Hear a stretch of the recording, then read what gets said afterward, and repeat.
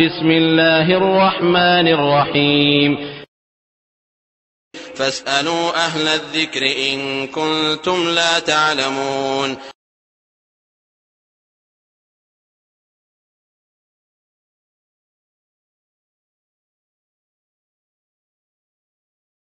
ওয়ালাইকুম আসসালাম রহমতুল্লাহি ওয়া বারাকাতুহু। বাড়ির মধ্যে যদি কাবা শরীফ ইত্যাদি ছবি রেখে রাখা হয়, যাকে প্রাণহীন ছবি বলতে পারেন, এগুলা রাখাতে কোনো সমস্যা নেই।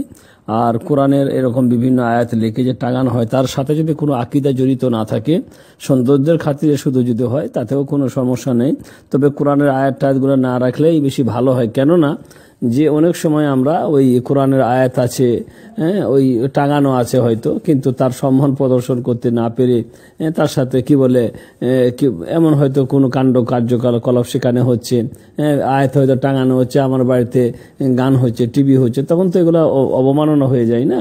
তো মোট কথা হচ্ছে সৌন্দর্যের জন্য টাঙাতে কোনো সমস্যা নেই, কোনো অসুবিধা নাই, যদি তার সাথে আকীদাগত কোনো ব্যাপার জড়িত না থাকে। কিন্তু যেহেতু বাড়ির মধ্যে আরো অনেক কিছু হয় বা গান টান ইত্যাদি হতে পারে বলে তখন এই এই জিনিসগুলা টাঙা থাকলে ঠিক একটা ভালো দেখায় না, এটা ব্যাপার আর কি। বাকি কোনো সমস্যা নেই ইনশাআল্লাহ তাআলা।